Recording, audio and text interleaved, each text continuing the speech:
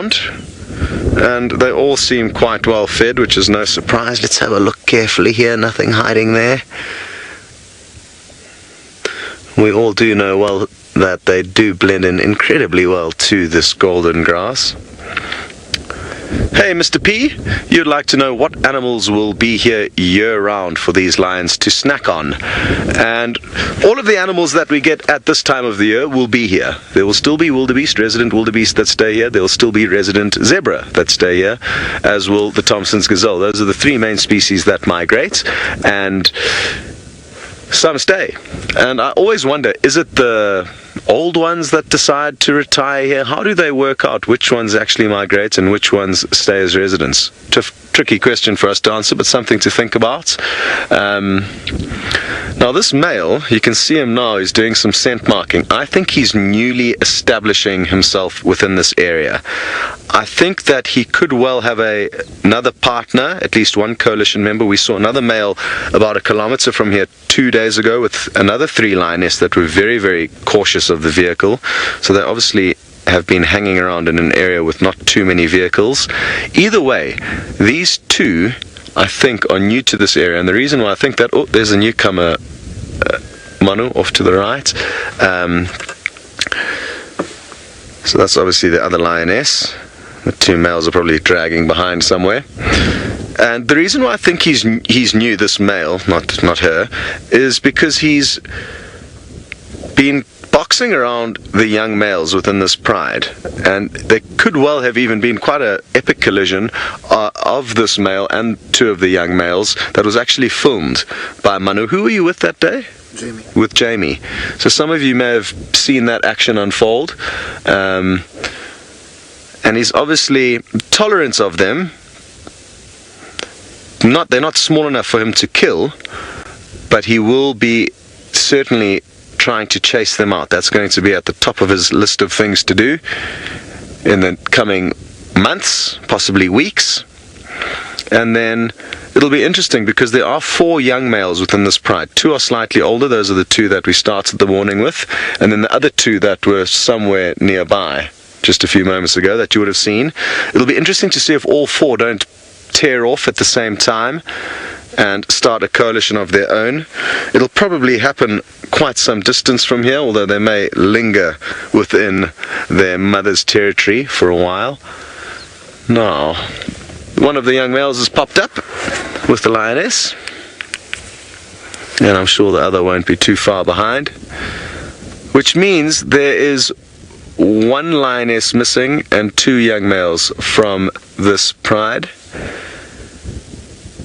Maritza, you'd like to know if young lions will die more during the migration than at other times of year. I don't think there would be a noticeable difference, to be honest. A lot will depend on male lions coming in to take over pride territories or coalition territories, and that's usually when the killing sprees happen. So it's usually about every 3 to 5 years that a coalition will be overthrown by a new coalition, and it's when that new coalition comes in that all young cubs will be killed, at least by lions. I guess the only increase in likelihood of death for lion cubs during the migration would be an unlucky cub that gets trampled by a stampeding herd, which I guess probably does happen from time to time. The fact that even wildebeest and zebra running within those herds that fall down and get trampled don't survive means that I guess lion cubs could too fall to that unfortunate fate.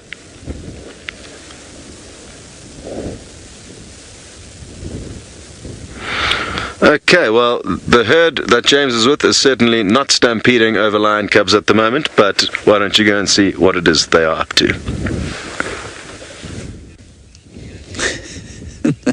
I don't think they're stampeding over lion cubs at the moment. They're not stampeding at all. They're just very gently Sunday strolling in a wide line, probably about, I don't know, sort of 4 or 5 abreast. Now, if we watch the line of them going, they're sort of turning to the right and joining 2 or 3 other lions that are then heading due south. And if we look in the distance, the countless multitudes seem to be all heading down towards the south, possibly towards the Salt Lick, possibly towards the steep crossings. And we heard yesterday, now some of you who keep up with all the sort of various social media feeds that come out of the Mara will know that there were probably close to 500 or so dead wildebeest at the Burungat Bridge, which is at the far southeastern corner of the Maran Triangle. And I think that these chaps are following the rain, not so much into Serengeti, but across into the Mara National Reserve. And I think some of them are getting very stuck at the steep crossings that there are around that area. And I wonder if we shouldn't head down there. Now, we've got a question from a person called I Didn't Do It. Well, I've said that before once or twice. I didn't do it. Normally I was lying. I didn't do it. You want to know if the Serengeti looks the same as the Mara? The southern plains of the Serengeti, I mean, you must understand that the Serengeti is about 2 million hectares. So it is 4.5 million acres. It's a massive piece of land. So it's not uniform in the slightest. And nor is the Mara. The Mara at 370,000 acres is very different from one end to the other. So this part of the Mara, very different from the eastern section, which is full of mountains. The Serengeti is the same. And so down in the very south, there are almost no trees whatsoever. And then there's a place called, what are they called? The something woodlands. In the Western Corridor, not the Western Corridor, leading up to the Western Corridor, there are woodlands where there'll be more trees than there are here. And then, there'll be various different variations in between. But as you cross the border into the Serengeti, it looks pretty similar down as far, probably, as the Grumeti River. I've only done one foray into the Serengeti, and it wasn't entirely legal. Now, I believe that Byron is trying to acquiesce to the sort of desires and needs of an 8-year-old called Mita. He is looking under the foot of a giant elephant. Now we are still sitting with this wonderful elephant, and there you can see the feet of these ellies. I've had so much fun just sitting and enjoying this morning with the elephant. They've been very gracious in allowing us to view them. But you can see, Mita, you were asking about the feet of the elephant, and you can see it very dark underneath there. But that is an adult. Now, did James say anything else about the foot of the young elephant? I don't know if he did.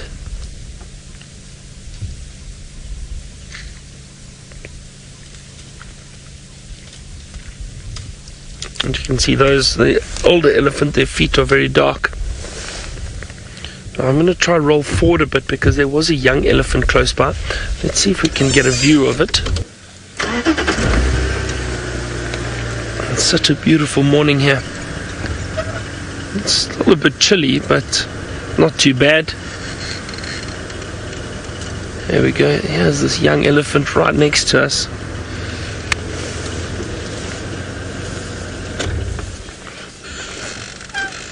Have a look at that.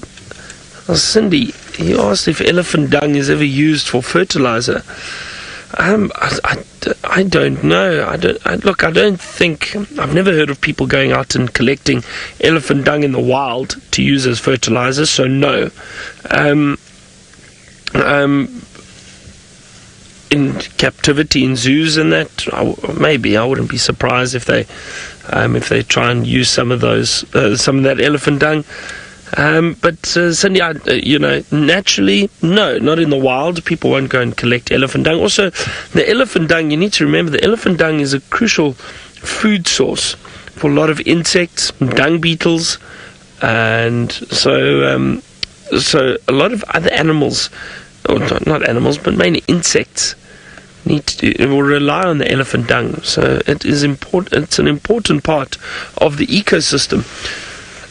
So I've never heard of people going out and collecting elephant dung. The only thing I do know people would use elephant dung for is they would use it to burn, and the smoke keeps away the tsetse flies. And I think especially up in East Africa, I don't think they're bad at the moment up in the Mara, We need to ask James and Scott about that, and have they ever driven around with burning elephant dung on the vehicle? Apparently that does help keep away the tsetse flies.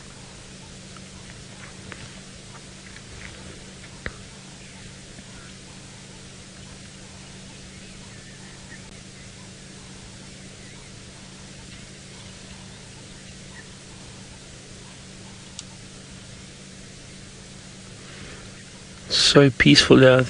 I wonder, Sebastian and I are struggling to keep our eyes open. We're having such a wonderful time. The sun is warming up now too, and it's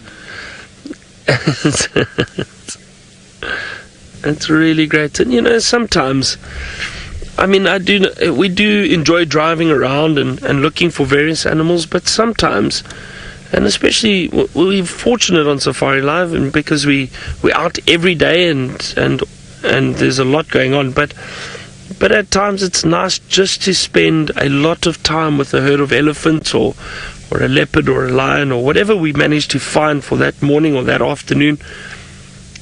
It's enjoyable. You get to see their natural behavior, get to understand a little bit more about the animals.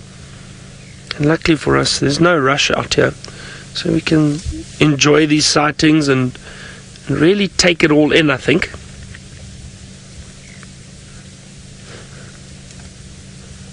I'm still trying to work on my bird list too while we are sitting around here.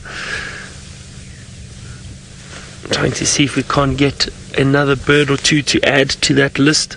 We've got 86 species on camera. Oh no, you're kidding. Apparently Megan says there is a saddle-billed stork on the dam cam at Vuyatela Dam. We may have to go there. That would be a great one to have to the list. Add to the list, have for the list. Megan, keep it there for us, please.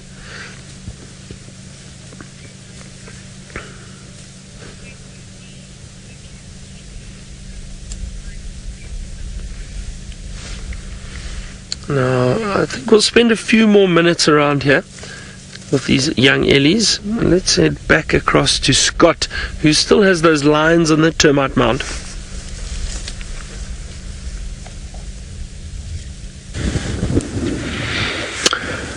Welcome back. This may well be your last view of these lions. We are probably going to head off fairly soon to see what else is out there, to try and lay a platform for this evening's sunset safari. So by doing a bit more reconnaissance during the day, we'll have more options this evening, which will be good. I think we may be switching things around a little bit. Taylor might start doing the night shifts as of tonight. I've done them for the last 5 nights. I absolutely love them. Hello to Mita. Good to have you with us. You'd like to know if the lions here have more spots on them or rosettes than the lions in the Sabi Sands. And no, they probably don't. It's just that you may be seeing different angles of them here, or they may be younger lions. Usually the younger the lion, the more spotty they are, and as they become older, you see less spots on them. So I haven't noticed a difference, but you know what? Maybe I'm wrong, and maybe they are.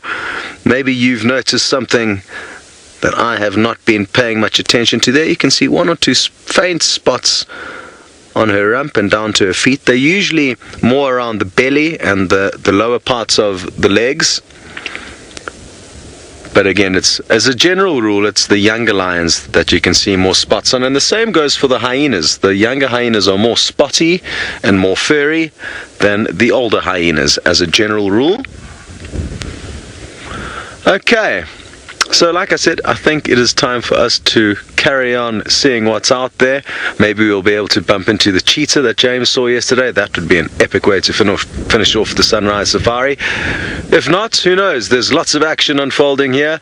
And for now, we will be sending you back down to Byron. I have to spend a little bit of time doing this link. He still is with some elephants. We've still got these Ellies and this young one over here. Look at this. Open, flared ears. They always have such wonderful attitudes, these young elephant. You can see they're always very cautious of the vehicles.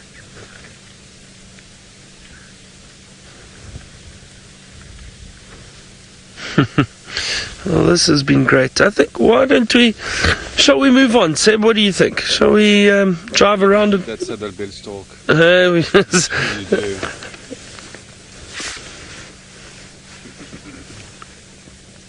Danielle, yes, the elephants have got receptors in their feet, and that allows them to pick up on vibrations. Now, the theory is that when elephants communicate with one another, they send off that low-frequency vocalization. It sounds a lot like grumbling. That's the best way I can describe it. And apparently that sends vibrations that elephants can pick up in the ground through receptors in their feet. And so they do pick up, from my understanding, and again, the scientists, the studies have shown that elephants do pick up vibrations through pads in their feet, which is moving slowly so he doesn't get a fright. You can see he's still feeding, but he will react to the vehicle because the vehicle is moving past. So he might just shake the head a little bit or try and move back. Actually, it's not too bad, it's fine. But you see, I'm not revving the vehicle too much, I'm not making a loud noise. Also keeping my voice at a very soft tone. All those little movements and that and tips rather are great for when viewing elephant. But if you had to rev your vehicle and make a noise and rush past, the elephant will get startled. So you don't want that.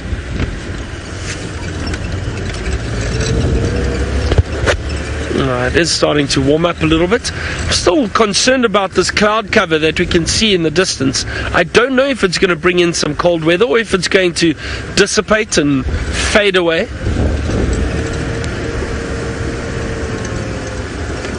Apparently Megan says it's about 61 degrees Fahrenheit or 16 degrees Celsius. Possibly. That sounds about right, actually.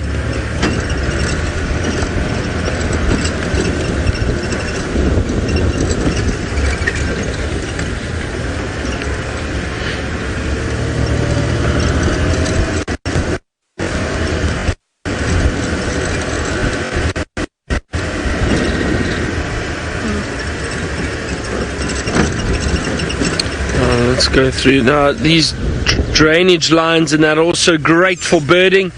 A lot of birds come through here, and we were speaking about flowers yesterday and what trees might have flowers this time of year. But these trees, the knob thorns, have had flowers for quite some time now, for a few weeks. So we're still seeing these beautiful yellow flowers. And often we pick up on the very sweet scent of these acacia trees and the smell that they give off.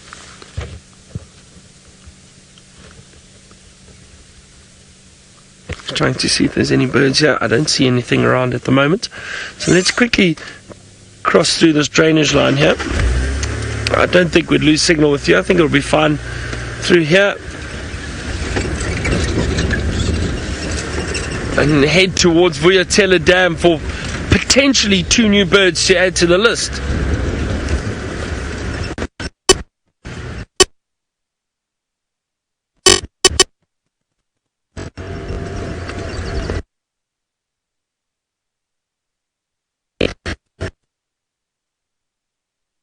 Are there in this area? Well, Amanda gets gem squash, butternut, pumpkin. Sorry, you lost it for a second there. So you asked what bunnies, carrots, pumpkin,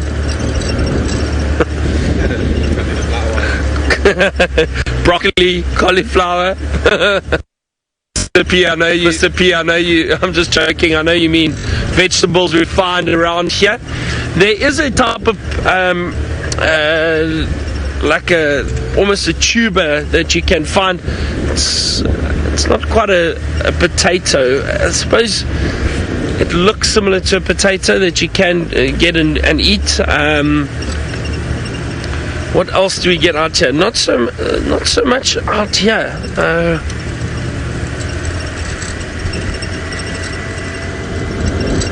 I mean, there's a lot of fruit from different trees. A lot of fruit in that around. Sorry, Impala.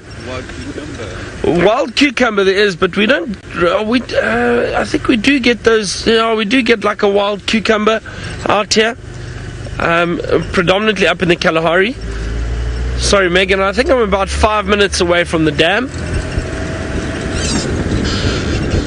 so we're almost there. Let's see if we can get those birds that Megan was kind enough to let us know about.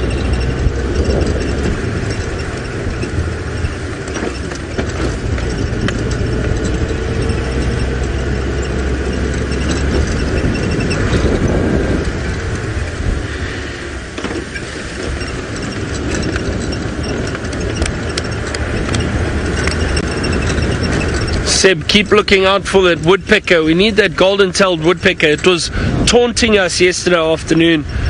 We heard it, and I just couldn't see it. It was calling in a tree, but couldn't see it.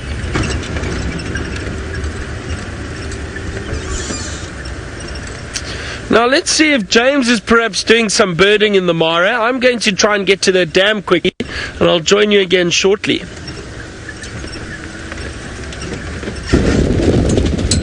Two new birds? Good grief, Byron. 2 new birds in one day? I've got to tell you, everybody, there are some long sagas in the world. Gone with the Wind comes to mind, as does Ben-Hur, and perhaps the, now 5 or 6 part Star Wars saga, but nothing could possibly be as long as the saga of Byron's 100 birds.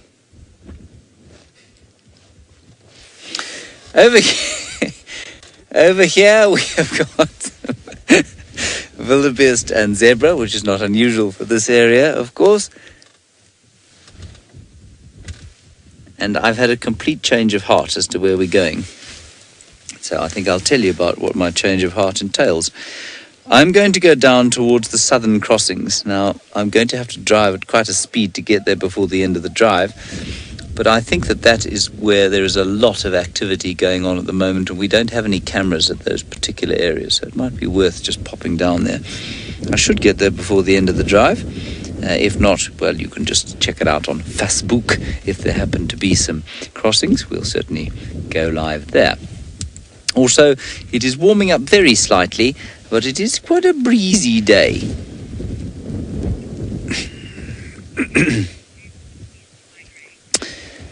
Now, we have a question from somebody called Pro, and you want to know if only the blue wildebeest migrate. This is a blue wildebeest, of course, a subspecies thereof, known as the white bearded gnu, and it is the only migrating species of wildebeest that we get here. There is the only other species of wildebeest there is in the universe, as far as we know, is the black wildebeest of southern Africa. They may engage in small-scale migrations, but not in large-scale migrations like this bunch do. And of course, as far as migrations go, in terms of distance, this really isn't that enormous, especially if you consider that a blue whale, for example, will travel something ridiculous like 3,000 miles. Is it that? It's probably even more than that, 3,000 miles each. No, it's much more than that. It's about... I think it's about 10,000 miles each way, is it? 10,000 miles each way from the north to the south during its migrations. It's not the blue whale either. It's, good grief, I've lost my mind. What are we talking about? It's not the southern right whale. It is the humpbacked whale. They have the record for the longest migration. This is the biggest migration of hoofed mammals. I made the mistake of calling it the biggest migration of mammals in the world, but it isn't. There is a group of bats that migrates further than these chaps.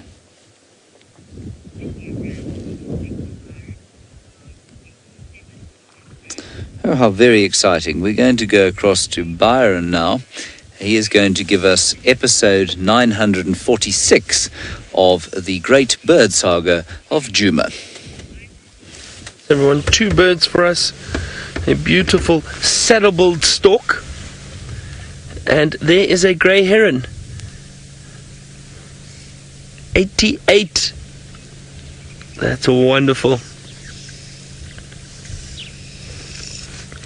But I'm so happy to see the saddleboard stalk. Hold on a second, let me move forward a bit. Sorry, Seb. Yep.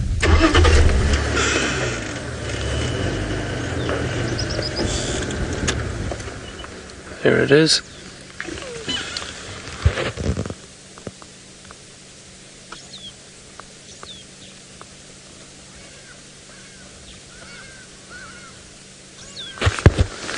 Yeah, that's wonderful. That's really, really wonderful.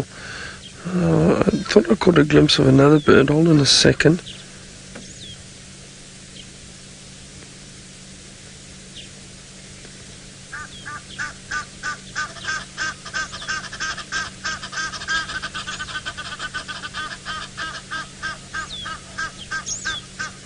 Oh, you know what I found? I think, everyone, is it not the... Let's just see. Look at those. Sorry, Seb, just sitting on that branch. The dead tree straight ahead of us. The one on the right hand side that leads right up to the top.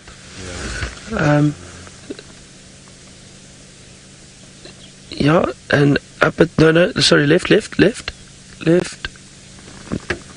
little bit further left. There, yeah. So that branch. Just look with your eyes. That branch to the right hand side of the tree. So down a bit and right. There, that branch that you see, now to the top. Yeah, up to the top. Up to the top. There are two birds that were sitting there. They've just flown off. I think I see where they are now. They're here, no?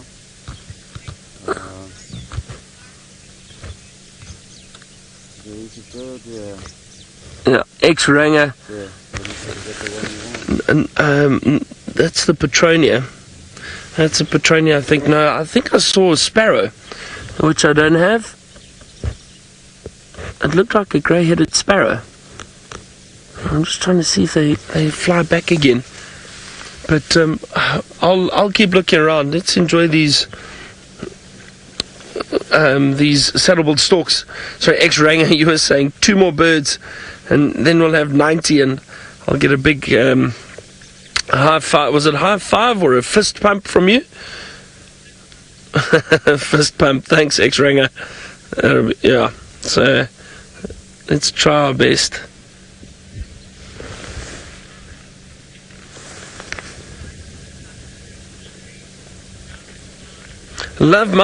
I have no idea about the stripe on that saddleboard beak, that black stripe across the beak. I don't know. I don't know if it serves a purpose at all. But it's so beautiful. Now, I just want to read something about the saddleboard storks to you, because they are... See, they're an uncommon resident, but they are listed as endangered. Now, remember we spoke yesterday about the rare birds that we get in this area. So a saddleboard stork would be considered a rare bird because it's endangered. So it is really wonderful to see it. Now, they're usually in pairs, but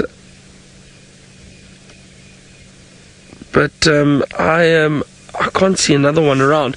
Now let's see if this is a male or female. I'm trying to look at the eye. This is a very yellow ring around the eye, so that would make it a female, if I'm not mistaken. Let me double check. But I believe that makes it a female with a yellow ring around the eye. And yep, it is indeed. It is indeed a female.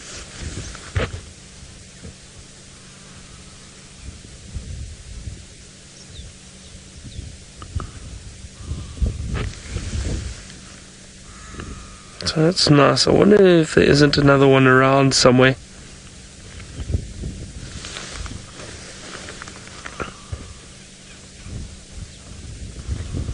A lot of birds at the dam.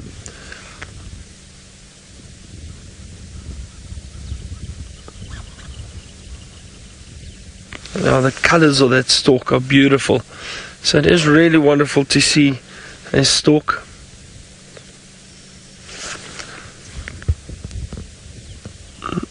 there's so many birds here. I wouldn't be surprised if we could get another one or two. Maybe a weaver if we're lucky.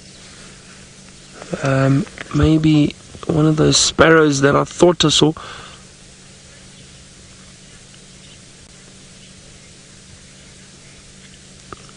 Campy, you asked if there are any spoonbills in Djuma. Now, I'm just trying to think of if I've seen a spoonbill out here before. I've seen I've seen in Kruger or in the Sabi sands. They do occur, but I'm trying to think if I've seen on Djuma.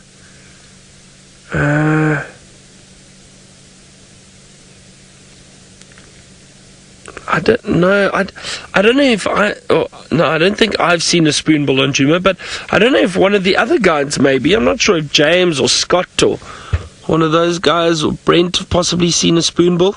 I wouldn't be surprised if they have. They do occur in the Greater Kruger.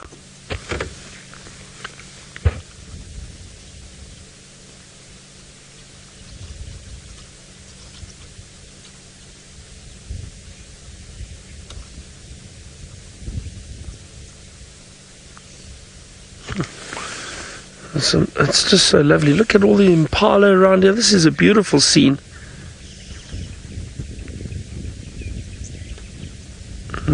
Thank goodness we came to enjoy this because of the birds. You see,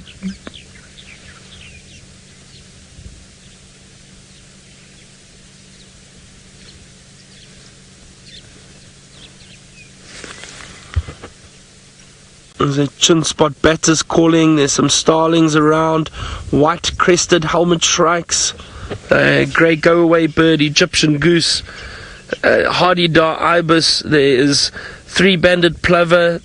There's a Cape turtle dove, orange-breasted bush shrike calling in the distance. Amazing amount of birds at the moment around here.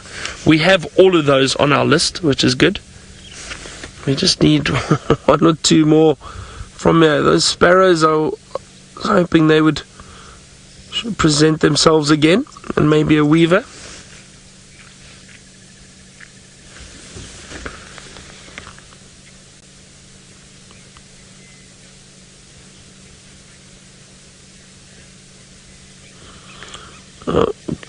Patty, you asked if this water hole dries up, would it be filled up by people that work in the area? Well, Patty, not this one, but there is a water hole just to the back of this dam that they do pump water there in. I think it's a little bit to the left, Seb. It's that little. No, it's that section there, that dam, that little water hole. So that gets pumped water in very dry conditions if this dam dries up completely. But for the moment, because there's still water around, there's no need. So there's no need. And it looks like it's still pretty deep, so I think this might last up until we get some rain, hopefully.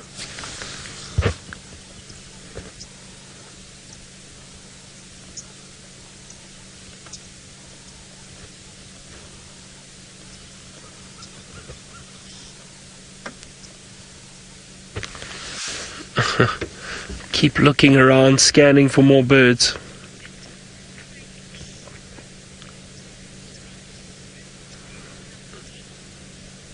So, Chastity, you asking if the stork or what it's trying to do with the sporadic movements? It's trying to catch fish. That's what it's doing. It's trying to catch fish. So it's lunging in the water and trying to catch little fish. It's not drinking. Just trying to see if it can possibly pick up on the movement of some fish in there.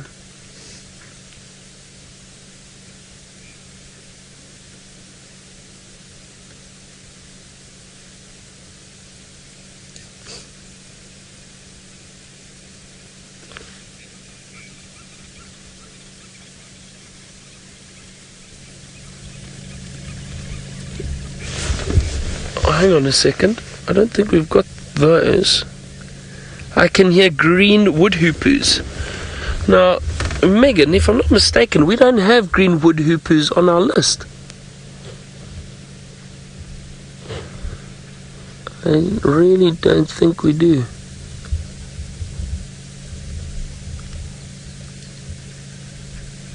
Hang on a second, everyone. I think let's quickly have a look at the back here. Let's see if we can get those. And I thought I caught a glimpse of two larger woodpeckers, which are very possibly the golden-tailed woodpecker. So let's go have a look and see if we can add those two. Imagine I get another two bird species now. I might just do a flick-flack off the car.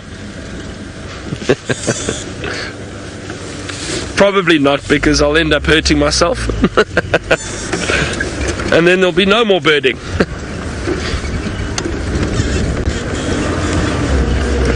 Right, keep your eyes peeled for those green wood hoopers. Because we don't have those. That's another one. I actually thought about it the other day. Can't believe I forgot.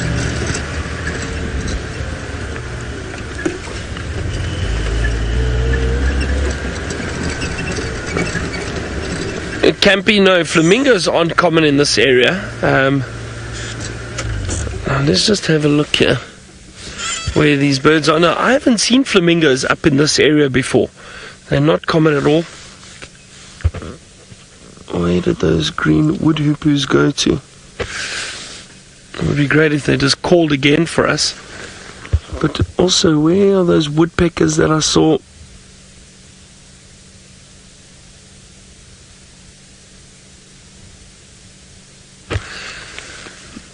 On this marula to my right, Seb, if you follow the main stem up, you see the first branch which branches off to the left and go up, and the little one that goes off.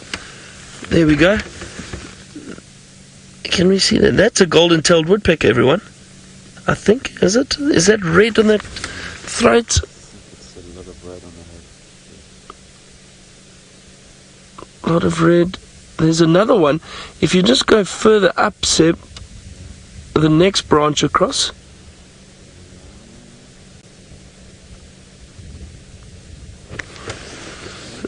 So just straight up where that bird was, straight up. Oh, okay. Above it. There we go. There's another one. Let's see, can you get a better view of that one? Oh, I'm trying to get on the screen, yeah.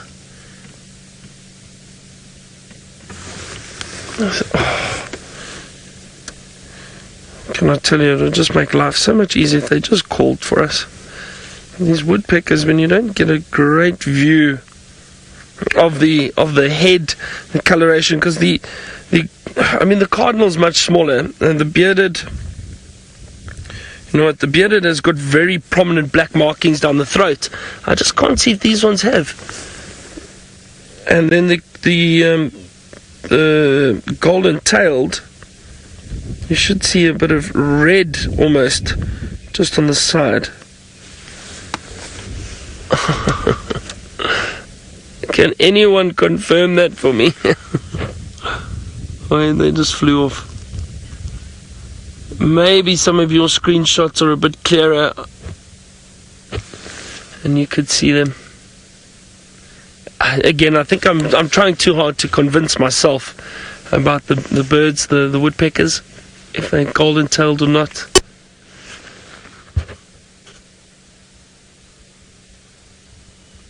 But I just want to show you quickly. So look at again, these images aren't even that clear. Look at that golden-tailed woodpecker. So do you see? You see, it's got. This morning we saw the cardinal. It also has specks down the front of the chest. The greenish white back. Golden-tailed is much bigger than the cardinal. But the golden-tailed has got red. See most of the head.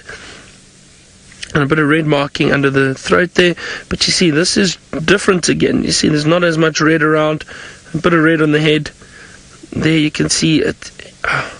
It's very difficult, very difficult. Now let me show you the other one quickly. Let me show you the bearded. The bearded, you should see the black very clearly on the throat, and that's a nice view. You should see that black very, very clearly. Now I didn't see that when I had a look now at those woodpeckers.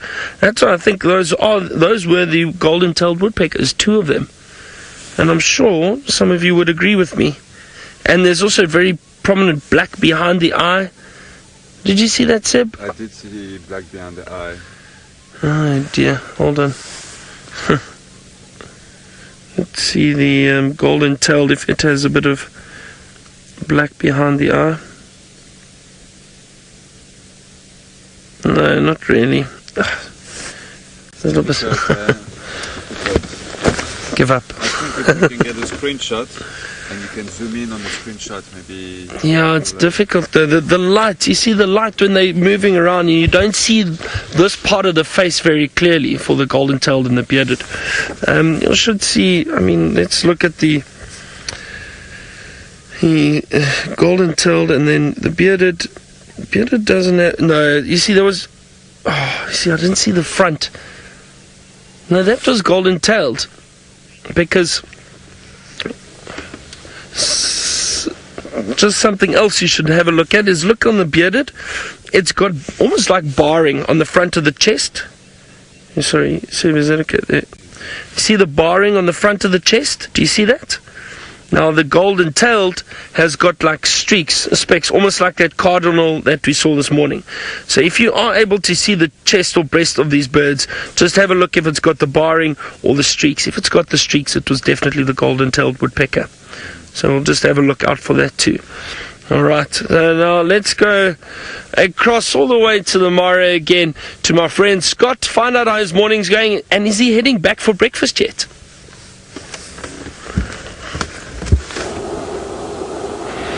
Thank you, Byron. You read my mind. I am actually heading back for breakfast, but along the way, of course, we will stop and show you magical scenes like this vulture, predominantly floating, still requiring the odd flap, but the sun is breaking through the clouds and the Earth's crust is warming up, emitting thermals, which is allowing this vulture to float fairly effortlessly. I'm told that on average, eagles like that, or vultures, birds of prey, birds with big wingspans, will float at around 50 miles an hour as a rough speed that they can be achieving. Of course, it depends on whether they're riding with the wind or against it, but they can move very quickly without even flapping their wings, and imagine how epic that must be silently.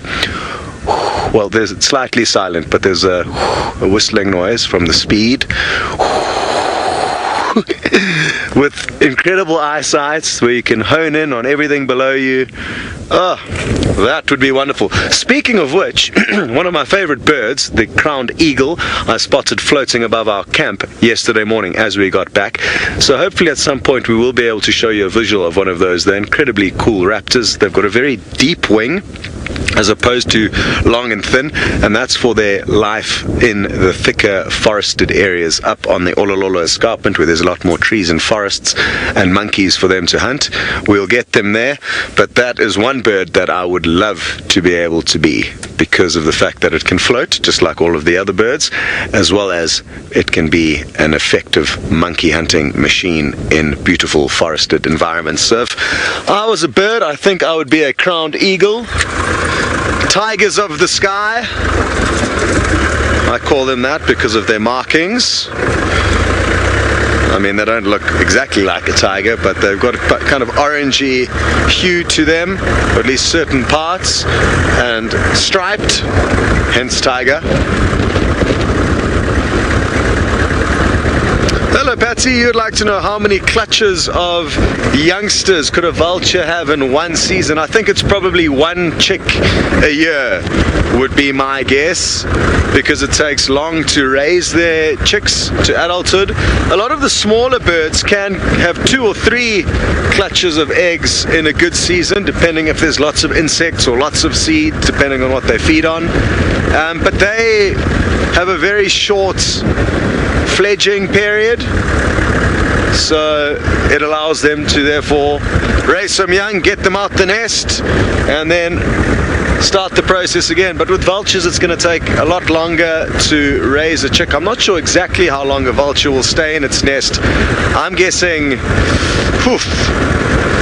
probably 2-3 months at least a vulture will be in its nest before it can even think about flying, and that is a minimum. if anybody wouldn't mind helping out how long it takes for a vulture to fledge, I would thoroughly appreciate that nugget of information, as I'm sure everyone else who is on the safari would. So if anybody's feeling like doing us all some homework, I and everyone else would be greatly thankful. You can see the sun's come out. Magic. Well done on bursting through the clouds. It got quite... Oh, here's a moving target for you, parallel to us. Oh, this is going to be good, because we're on a smooth road-ish. And we're going to be able to coast along with this vulture. Yee-hee. Nice, Manu. It's actually overtaking us. If the speedometer worked, I'd be able to tell you how quickly it was going. But it's not. Hello, Anna Marie. You would like to know what bird that I've never seen before would I love to see? And the first bird that comes to mind is the African shoebill. Prehistoric looking creature that hunts fish. It lives mainly in Central Africa. I think Congo, Uganda are good countries to see them in. And like I said, they really do look like a dinosaur. They're big and their beak is huge, hence the name shoebill. It looks kind of like an upside down clog maybe. But yes, that is my bird. What is your bird that you haven't seen that you would love to see? Maybe we can help you solve that puzzle. Jumbo Sana. Hello much is what I just said. Sana is much. So you can say thank you very much. Asante Sana or Jumbo, meaning hello. A wonderful language is Kiswahili.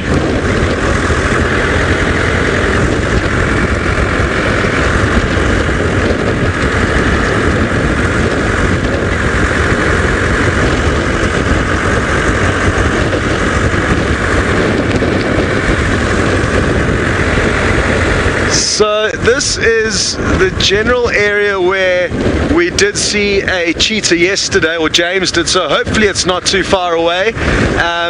We are told you helped him try and work out which bird you saw with him earlier. Shoebill, one day, maybe. I think we've got to go to his...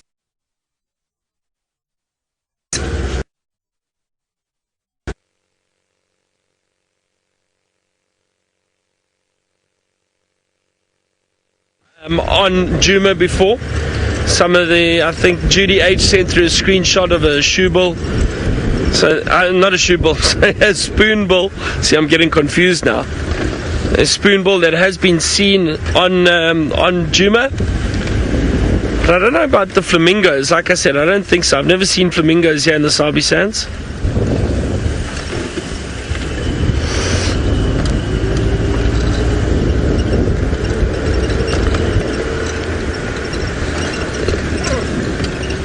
Do we not have any green wood hoopers flying around here, perhaps?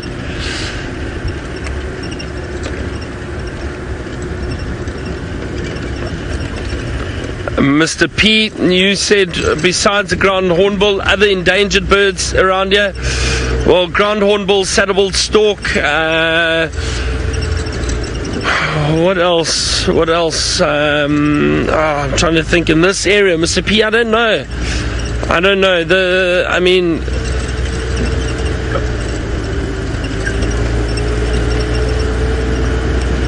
In this area,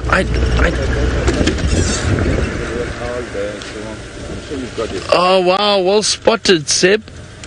Seb spotted a little owl. Oh, there it goes. Typical. It looked like a little pearl spotted owl. It just flew off. Well spotted, Seb.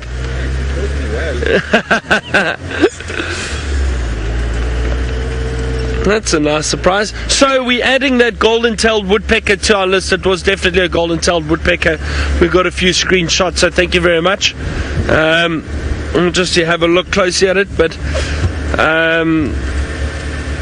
And it is always nice if they get better light on it, but it was, I think you all agree, it was a golden-tailed woodpecker. So 89. Am I right, Megan? 89. 89. One more for 90. Oh, we're getting closer and closer to that 100 mark. I'd be very impressed if we get 100 on camera. Chin spot batters, we've got that. We need these green wood hoopers that we get around here from time to time. Those are Retz's helmet shrikes. They're actually wonderful to see. Let's see if we can get a glimpse of them anyway. There was a few of them, and then also red-billed buffalo weavers. Hold on, what just landed there? It's a Petronia. There goes a golden-breasted bunting.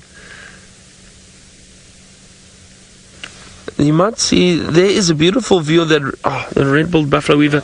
There it goes. Or was it? Sorry, I was scanning with the binocs there. It's a nice view. There it goes.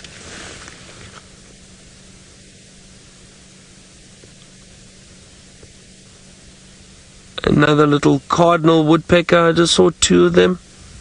They are definitely much smaller than those two woodpeckers that we saw. Much, much smaller. But that's a lovely view of that red-billed buffalo weaver.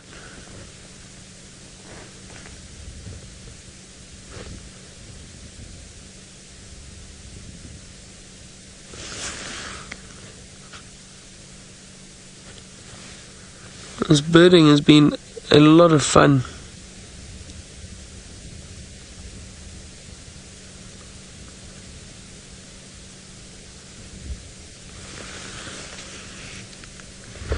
Alright, let's see.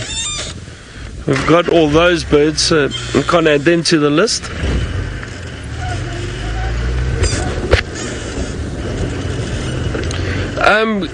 Roshni, I'm trying to think of the Goliath herons now. When last did I see one here? Oh, wait. I think that's a different one. Was it?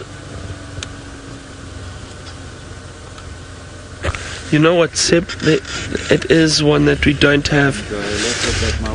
No, this little tree, the closest to, not this tree closest to us. Yeah. If you follow the branches up to the left, you'll just see it's a little brown bird.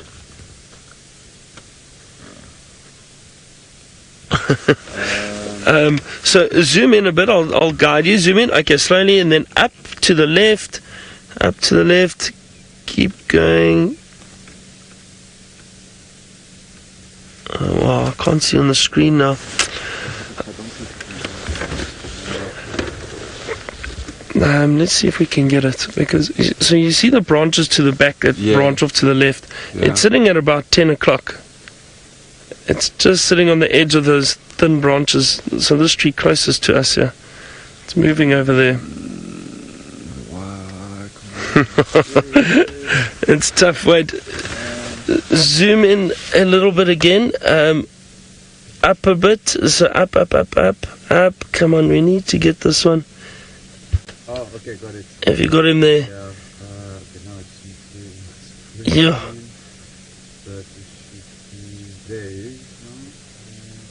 No, you're focusing on the marula now at the back. But you see, everyone, how difficult it is to get these birds. Oh, there he is. You know what? Come down to the right a little bit. There, center of the screen. There he is. Well done. Well done. Now, have fun identifying that, everyone. Can I tell you that I believe is a Sabota lark. I think that is a Sabota lark. And we don't have that. And I'll show you why I say I think it's a Sabota lark. I think I'm correct. Well done, Seb. Thank you. We're lucky that bird was patient. We're lucky it was a patient bird. There we go. That's a nice view of it, and have a look, and I'm sure you would all agree with me. Let's see if we can just show you clearly the Sabota lark. And they've got quite a distinct pattern. Is the glare okay? There we go. You can see a little bit of streaking on the chest, but that white eyebrow, the speckled back, and it is definitely a Sabota lark. And yeah, there we go. That's how you spell it. And that will put us on 90. And also, these birds sit on the ground a lot. They forage for food, and that's where I saw the bird. It was actually running along the ground and took off, and then, fortunately for us, flew up into that tree.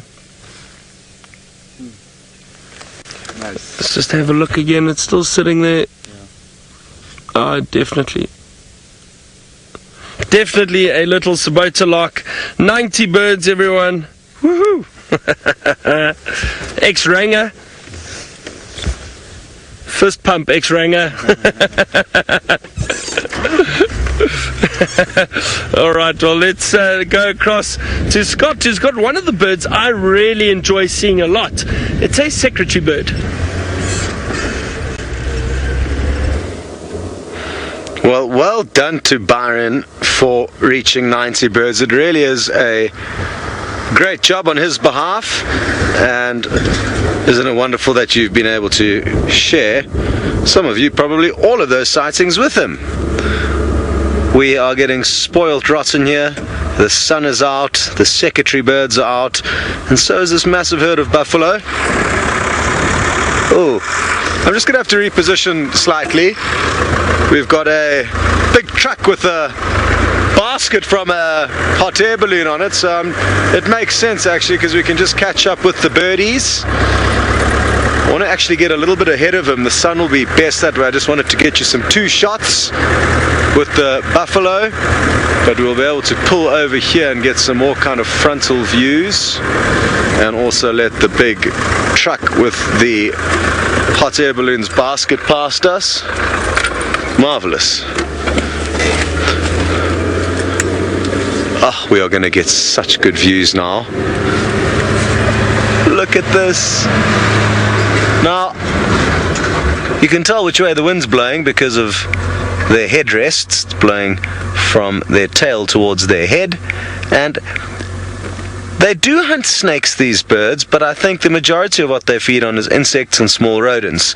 And from what we've learnt with watching these individuals hunting through the plains is that they've been evidently hunting locusts, or large grasshoppers. One of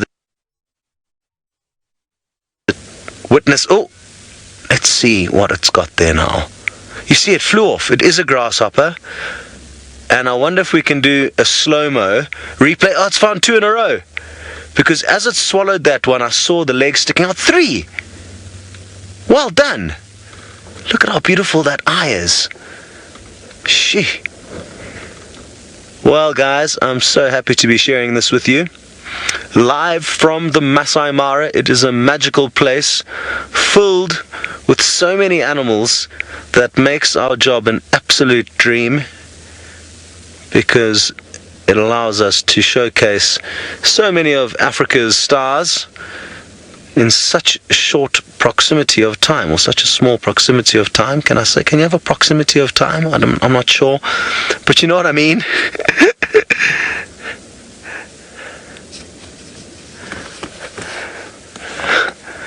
They certainly do have fancy headdresses. Rebecca, who's directing the show, said she wants one to add to her list of her fancy dress. The one in front's quite nice now, Manu, because it's moving into the wind, so its headdress is looking somewhat like a Native American with their fancy feathered headdresses. Look at how cool this is. And we've got a low angle, which is making this so special. Feels like we're looking at it from out of the grass. Keep coming towards us. Let's see if we can't get it to make another kill. And well done to Manu for delivering you guys such magical images. He's making it look a lot easier than it is.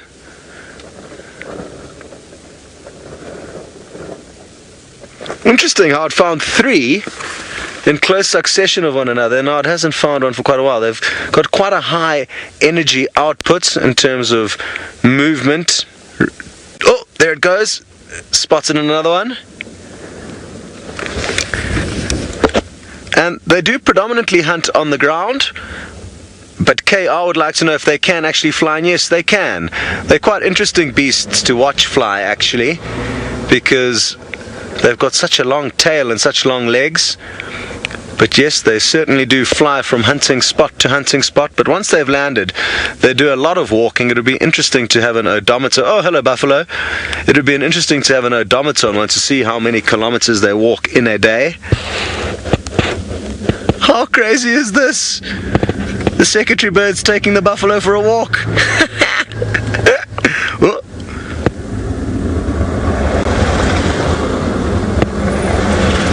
Shame, the buffalo also wanted some airtime. There's your 15 seconds of fame.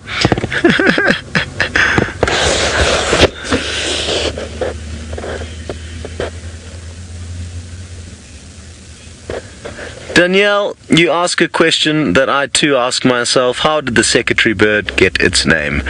And I'm told, oh, well done, another one. I'm told maybe in the 1800s or before then, secretaries used to keep pencils or stationery in their hair. I have yet to see any secretary I've ever come across do that, although I have been told Becca, who's directing the show, does keep her pencils there from time to time. But that is where the name comes from. I guess if you are highly imaginative, you could think that this bird had pencils in its hairdo. How beautiful is that face? Oh, it's so good that you stopped to pose. Thank you. Ah, magical. Andy, you'd like to know if secretary birds mate for life, and yes, they are monogamous, as are a lot of raptors. It's interesting, you get some birds that are monogamous, others are polyandrous, others are polygynous, so it all depends. Sometimes one wife can have many boyfriends, or sometimes the males raise the kids. Oh, another one. If we sit here for long enough, and I'm sure within all of our time that we will be spending in the Mara in the coming months and years, we will get to see one of these incredible birds wrangling a snake.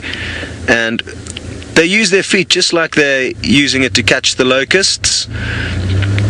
And Susie, you along with me and many others, I'm sure would love to see that epic showdown. And what they'll do is they'll hammer their foot down onto the head of the snake to slowly dispatch it.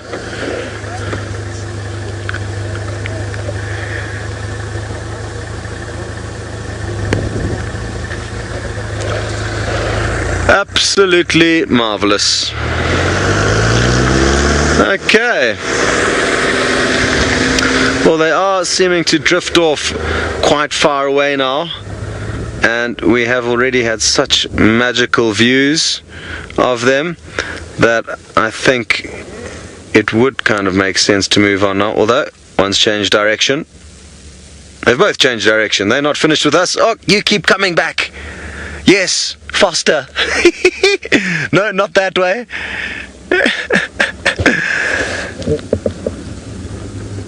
A grasshopper is not an easy thing to catch. I know this because I've tried to catch quite a few myself. As a bit of a way to bypass time in wild, lonely areas. So they're making it look easy. And obviously, precision execution of where they hammer down their talons in order to be able to capture them. Quite small prey for such a large bird.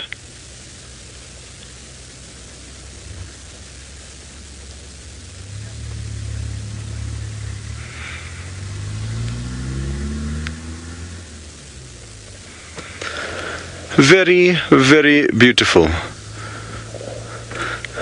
think the other one's coming a bit closer towards us, Manu.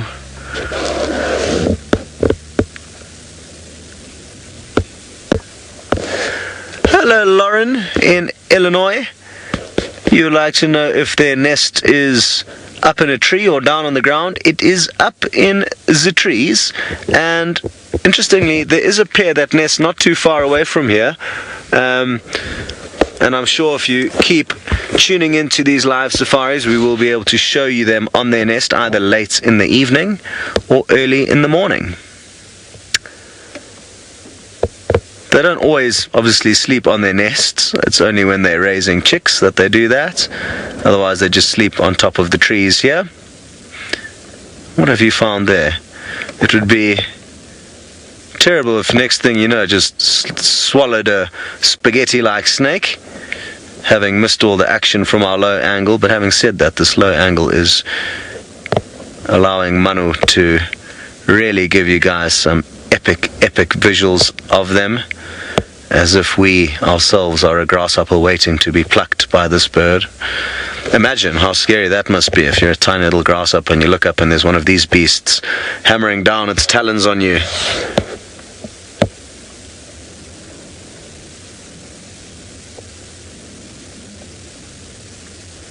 I love their pink eyelids. What's interesting is this one's got a light eye, and the other one had a dark eye. I don't know if you guys noticed that. This one's got a very pale coloured eye, but the other one is much darker. I'm not sure what that could mean.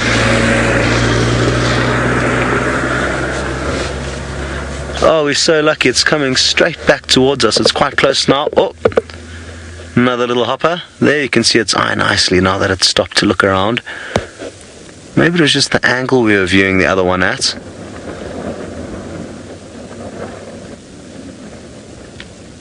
I love those skinny jeans that it's got. Short sleeve jeans. Very nice. Quite a hipster look. For any of the older viewers out there, I do not know how to begin to explain what hipster means, but it's kind of like a bit of a trend at the moment. People with beards, so I could possibly be categorized as a hipster, but a better example of a hipster would be one of our crew members, Eggsy. He's full hipster. I just have elements of hipster, I think. Okay, I guess, no, the circuitry bird wouldn't be hipster. They're more punk rock, possibly.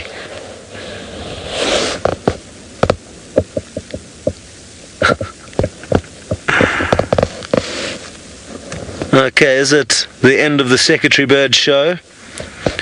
I think it may well be. Yeah, let's carry on and see what's around the next corner. I thoroughly have loved spending time with you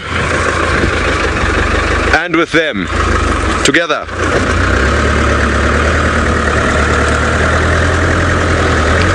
Wow, you guys are in for a treat. Byron has got many skills, but technologically I'm not too sure, and he's busy twinking something. Twinking? We are indeed doing technical maintenance, so we're at one of our masts, which doesn't look very straight, to be honest. Now we're trying to. We've had some issues, as you know. The technical, for some reason, the tech issues have been a nightmare the last few days. So we're trying to fix everything. Now we're at one of the masts. We're trying to check the batteries, and we need to check some of the connections, and just make sure that everything is correct. Now I saw a little sunbird while I've been sitting here. I'm trying to see which one it is, because it's a female, and these females are brown and they all look the same, but it looks bigger than a white-bellied sunbird, and it actually has a nest here, so we might be able to actually get a view of it. It keeps returning to this nest, so I'm going to wait for Seb. He's just off the vehicle at the moment trying to get photos of all the connections and that. We did find a lovely big scorpion inside there. Lovely big scorpion. I don't know which one it was. I couldn't see. It's actually down in one of the holes. There's a brick in there, and it's inside there. So it's in there. But so this is what goes on from time to time for us. Unfortunately, it's not always about finding animals. It is technical issues and that we've got to deal with. Now Sebastian's heading back here now, and now we might get a view of that sunbird. Then it's calling around me, and it keeps coming back. Do you see this big sunbird that we've got here? Seb, we need to try and find out what it is. Now see this, here's the nest, it's flying. It's going to fly away again. Don't worry, Seb. Let's sit here for a while because it goes off. It keeps coming backwards and forwards. And Rashni, you were saying you like sunbirds. So do I. I love the sunbirds. I'm trying to see which one this is, though. It's quite a big one, actually. Oh, you know what I think it might be? This one, which is a scarlet-chested sunbird, a female scarlet-chested. It does look like that. It looks a bit like that. We'll see. 14 centimeters. Yeah, very possible that is it. So I'm going to wait and try to show you, and then we can see if we can identify it. I mean, that would be amazing, but we've seen the scarlet-chested sunbird already. Let me just double-check it. These sunbirds are great, but difficult to identify. Yeah, that makes sense. The size of about 14 centimeters, I think it is. So let's just wait patiently. It keeps flying backwards and forwards and returns to this little nest. Possibly tries to go off and get some food. There we go. There's the mast. This is what is responsible. One of the masts responsible for all the signal for our internet and to get the show out to you. And the technical issues are a nightmare. It's terrible. And unfortunately we don't have drone commander Connor Teagues, who helped us a lot anymore. He's moved on. So we waiting for technical guys to come and assist us at some point. I think this little sunbird has decided to move off. Anyway, let's go across to Scott with his secretary bird, and apparently it's hunting. Coming back. Oh, there it is.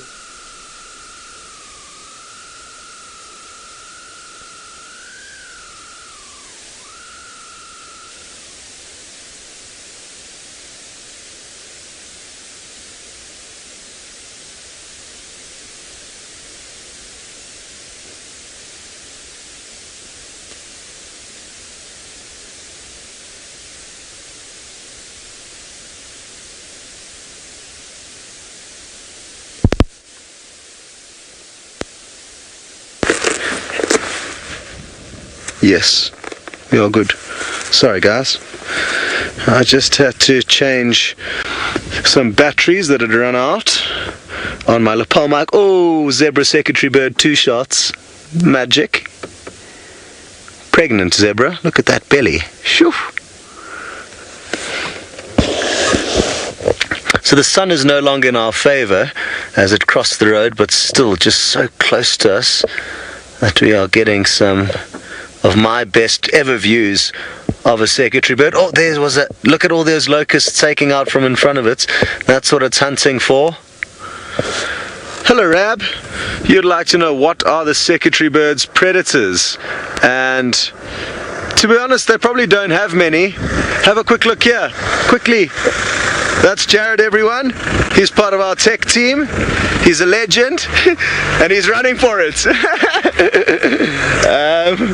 So he's off to go and tweak something, probably like Byron was tweaking the Gowrie mast. Jared is new to our crew, like I say. He's an American, and he's an absolutely wonderful guy. We're loving having him on the team. So I just thought I'd give you a quick glimpse of him. I know you all like to know who the crew is, especially the guys that you don't get to see. It's a very important team job, this, that allows people like Manu and myself to get out and take you guys on safari. There's a lot of other people involved in making everything come together. Sorry Rab, back to your question. I just got so excited to see old Jared. Yeah, I don't think there are many predators for these birds. Possibly other large eagles, like a martial eagle, may try and attack one, but it's unlikely. They've got many other better options. There may be some mammalian predators like a leopard or a serval that would attack a secretary bird. A serval would be a good example, I think, of one that, if it's lying in the grass and the secretary bird comes past looking for locusts, a serval may jump at the opportunity. Oh, well done. No, it missed.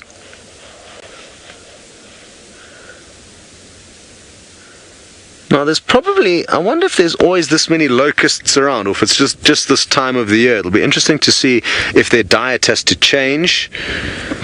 I'm guessing though that these are kind of considered the winter months, yet there are still a bunch of insects around. There'll be more in the hotter summer months as a general rule, and the wetter months. So I'm guessing they probably won't have to change their diet too much.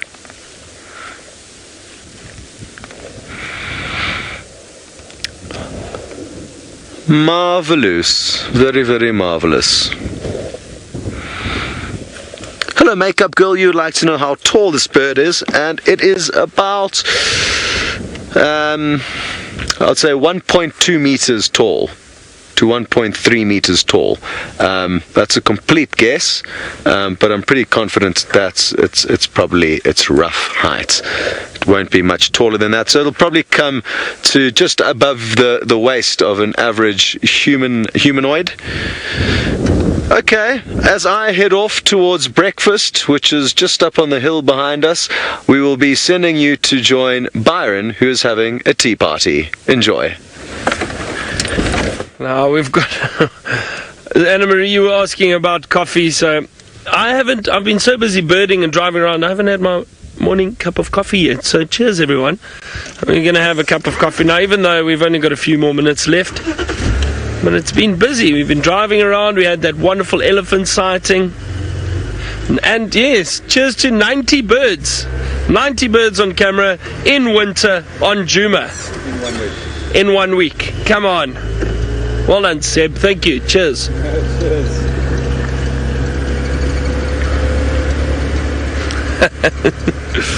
Oh, it's been fun. 90 birds. And the great thing is a lot of you have added to your bird lists.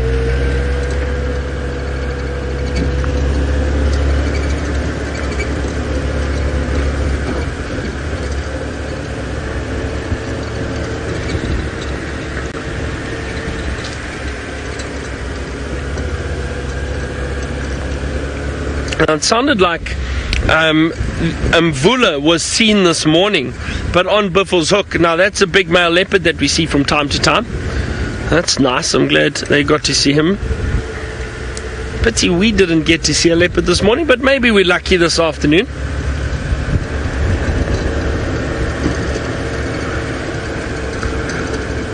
Anna Marie, you asked what bird I would like to see that I haven't seen yet. So they don't occur in this area, but the Pell's fishing owl, I would really like to see a Pell's fishing owl. It's just a beautiful bird, and I think its behavior is so different for an owl. Love to see that. So that is on my list. What else would I like to see? I can't think of anything else. Yeah, I think a shoebill, because it's so strange. I'd like to see a shoebill.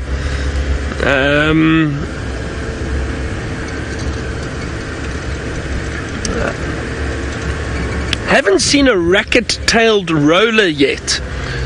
So I'm just thinking of southern African birds now. I haven't seen a racket-tailed roller, and I think, if I'm not mistaken, it's the only roller I haven't seen. Let me just double check here. Rollers, and I don't think there's any other. So I've seen broad-billed roller, European roller, lilac-breasted roller, purple roller. The racket-tailed roller is one I haven't seen, and that is the racket-tailed roller. And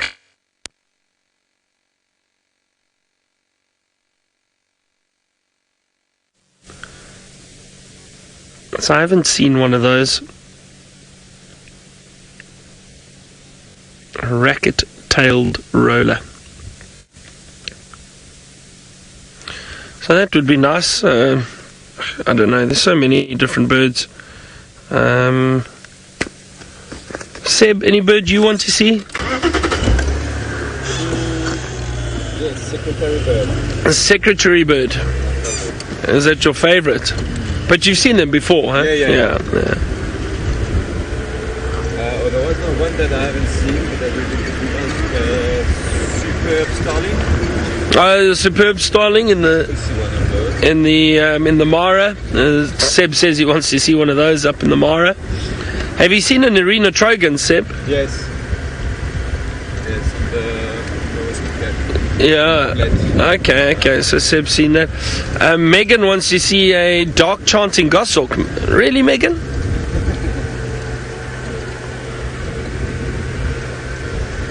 Megan says she really likes the colours. Let me show you a picture of the dark chanting goshawk.